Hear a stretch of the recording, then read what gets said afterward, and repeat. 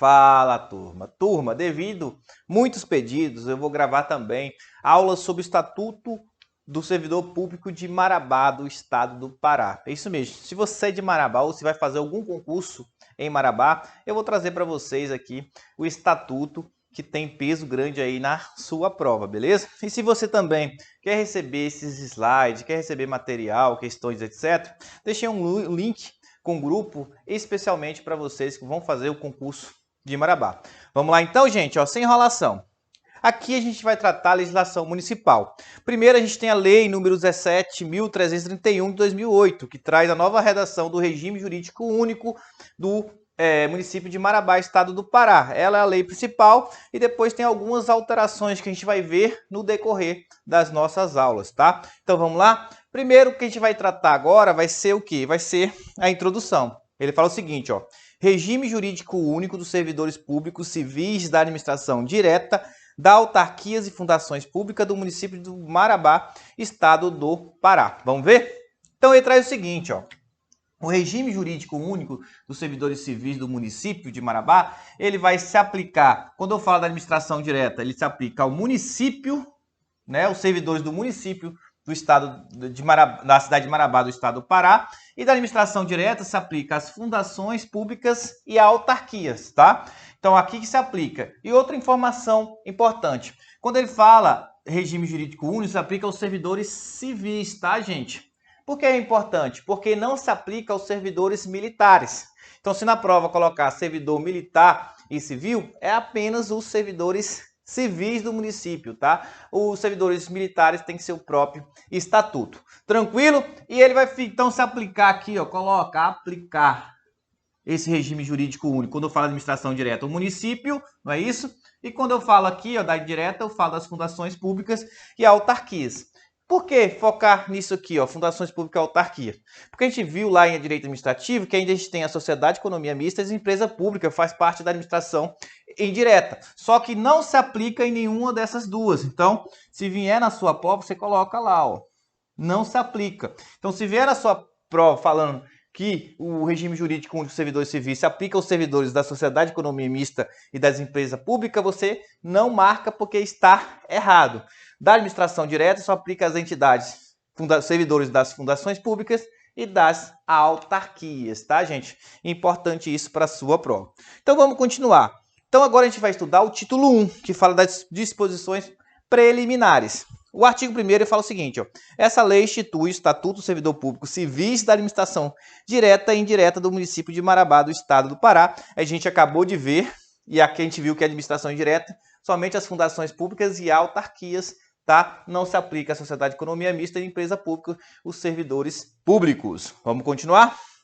Gente, o artigo 2º, ele vai trazer para a gente o quê? Ele traz para a gente o conceito de servidor. Ele fala o seguinte, ó, para efeitos dessa lei, servidor é a pessoa legalmente investida em cargo público. Vamos lá? Então ele traz esse conceito para a gente de servidor, é o que a gente vai colocar agora, tá? Então o artigo 2º, ele dá o conceito de servidor. Então o que ele fala que é servidor? Vamos colocar, ele fala o seguinte, ó, pra gente.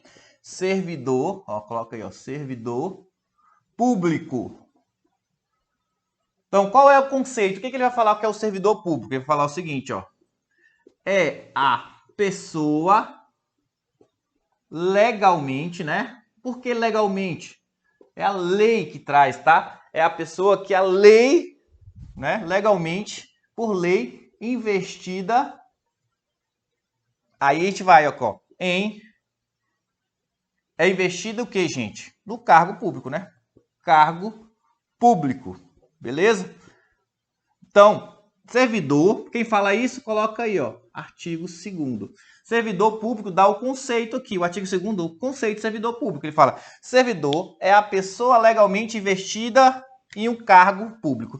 Professor, por que você colocou o cargo público um pouco separado? Porque agora o artigo 3º, ele traz o conceito de cargo público. Ele fala o seguinte, cargo público é o conjunto de atribuições e responsabilidades previstas na estrutura organizacional que devem ser cometidas a um servidor, tá? Então a gente já pega esse aqui, ó, esse finalzinho de cargo público que traz no conceito de servidor público? Então, servidor é a pessoa legalmente investida em cargo público, não é isso? E cargo público o que é? Aí você coloca conjunto de atribuições e responsabilidade, né? Cometidas, quem, gente? Cometidas ao servidor, tá?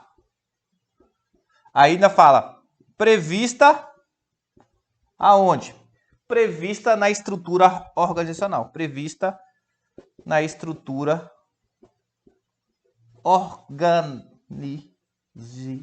organizacional.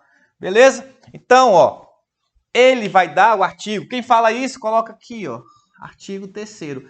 O artigo 3º ele dá o conceito de cargo público. Ele fala, cargo público é o conjunto de atribuições e responsabilidades cometidas ao servidor, prevista na estrutura organizacional, tá?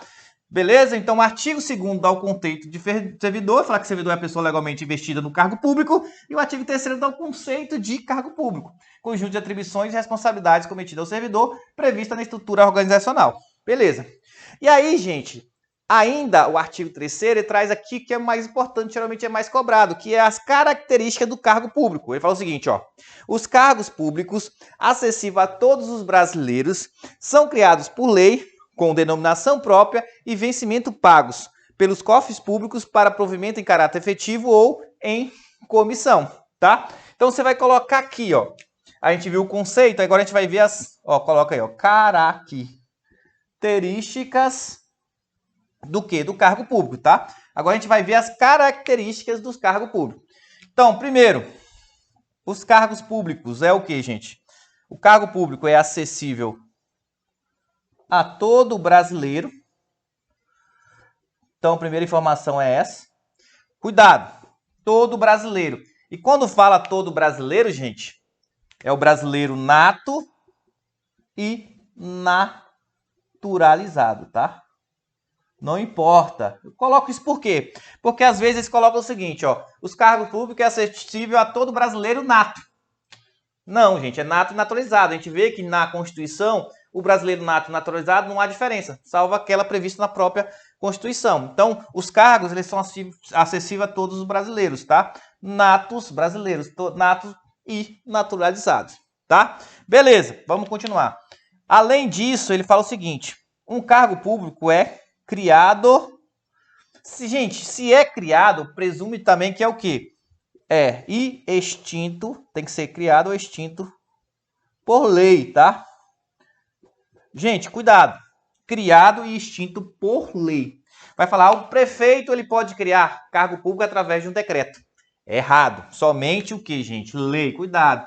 Se colocar que pode ser criado por decreto, está errado. É criado e extinto por lei. E ele é criado com denominação, ó, denominação própria.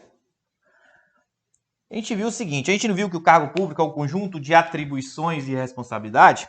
Quando o cargo ele é criado com nome próprio, denominação própria. Então, você cria o cargo de engenheiro, de professor, de advogado, não é? Procurador e etc. Então, você cria um cargo específico com suas atribuições e responsabilidade. Eu não posso criar um cargo genérico de ensino médio, por exemplo, e encaixar. Eu tenho que criar esse cargo com denominação própria. E por último aqui, ó, o vencimentos pagos pelos cofres públicos, tá? Isso mesmo, tá, gente? Via de regra, a gente vê que não pode, se o que, nesse caso, não se pode ser um servidor público sem receber em troca, né? De forma gratuita, é a regra. Então, os vencimentos têm que ser pagos pelos cofres públicos. Então, gente, essas são as características que podem ser cobradas na sua prova. Acessível a todo brasileiro, nato e naturalizado. Professor, e os estrangeiros? Gente, isso aqui é a regra, acessível a todo brasileiro, nato e naturalizado. O estrangeiro pode? Pode, quando a lei traz o quê? Traz as hipóteses que o estrangeiro ele pode também acessar ao cargo público, mas a regra é acessível a todos os brasileiros nato e naturalizado. Tem que ser criado e extinto por lei, cuidado, não por decreto, tem que ter denominação própria e os vencimentos pagos pelos cofres públicos, tá? E o finalzinho ele fala o seguinte, o cargo público, ele pode ser de provimento efetivo e provimento em comissão, tá? Só que a gente não vai ver agora, a gente vai ver agora no artigo 3º, parágrafo único, que ele vai trazer pra gente, agora, gente, a gente vai ver agora, o artigo 3º, parágrafo único, ele traz a natureza dos cargos públicos. E a gente vai ver mais isso de forma mais aprofundada, tá? Então vamos lá agora ver o artigo 3º, parágrafo único, tá? A gente vai ler e depois a gente vai fazer os esquemas aqui para nosso estudo. Vamos lá? Então é o seguinte, ó. Artigo 3º, parágrafo único. Os cargos públicos, segundo a sua natureza, podem ser de provimento efetivo, aquele de recrutamento amplo, cujos titulares seja selecionado exclusivamente mediante concurso de prova ou de provas e títulos, identificadores de funções de caráter técnico ou de apoio. De provimento em comissão, declarados em lei de livre nomeação e exoneração por ato do chefe dos poderes do município, identificadores de funções de direção, assessoramento, coordenação e chefia. De provimento em emprego público, na forma da legislação pertinente, tá? Então, vamos fazer os esquemas aqui, ó. Então, o que ele vai trazer agora pra gente? Agora, a gente vai ter aqui, gente, ó, a natureza dos cargos públicos, tá?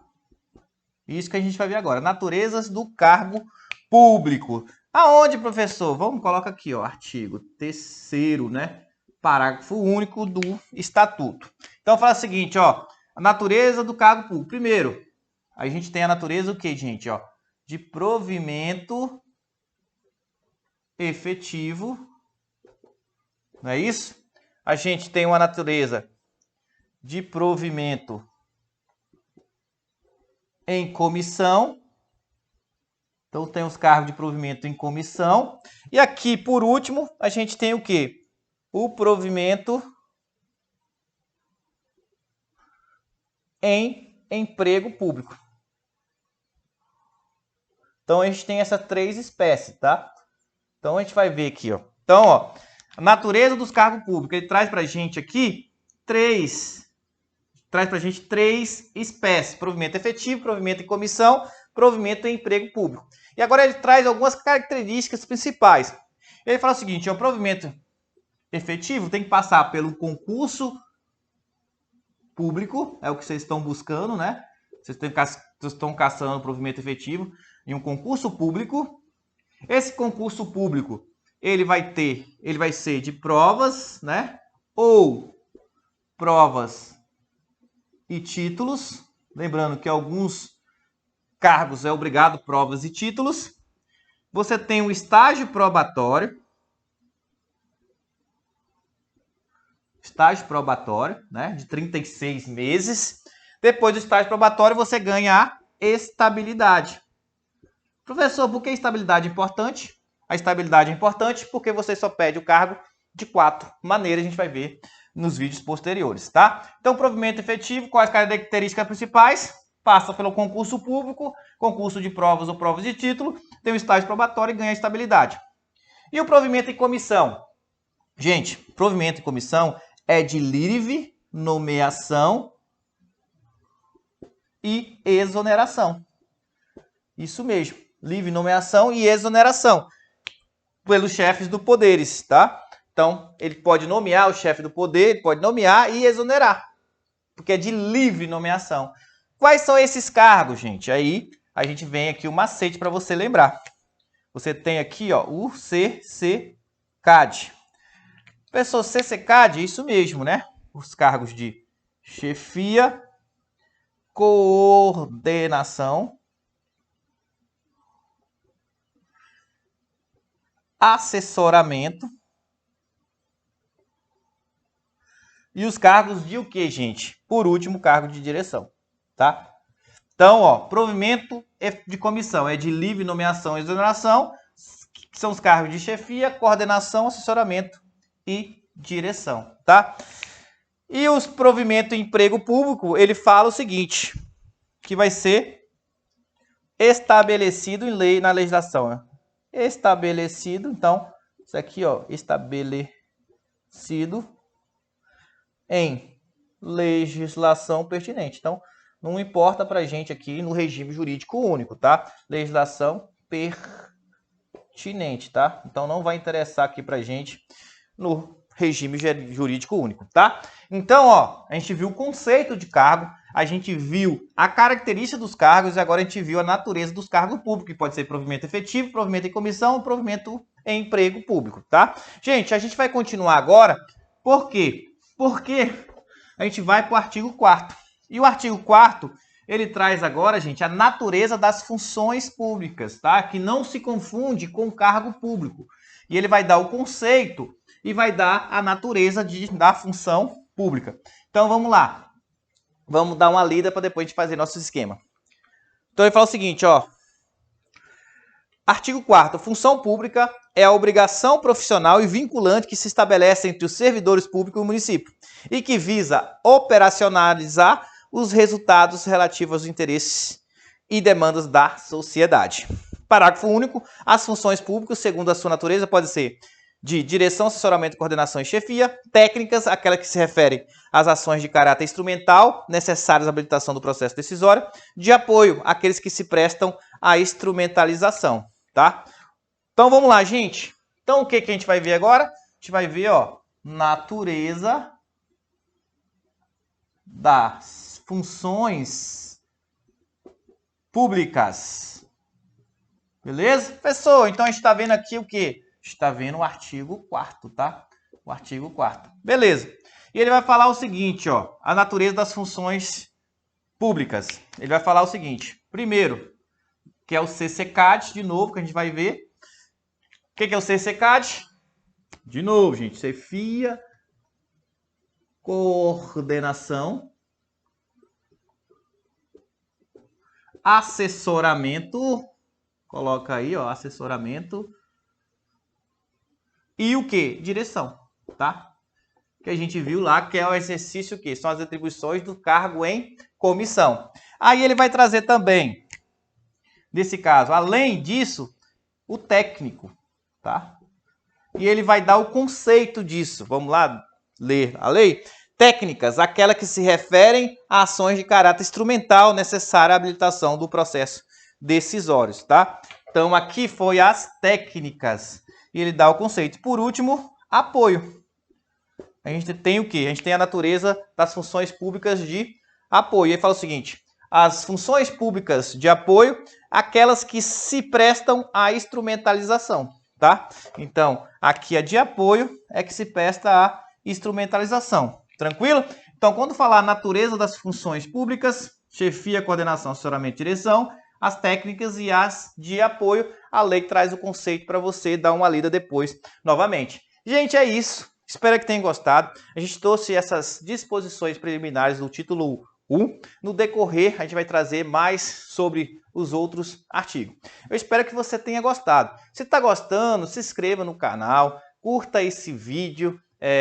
Se não ativou, ative o sininho para receber novidade quando eu postar novos vídeos. Deixe seu comentário pedindo se você está gostando aí dos vídeos sobre o Estatuto do Servidor Público do município de Marabá, no estado do Pará. É isso, até o nosso próximo vídeo.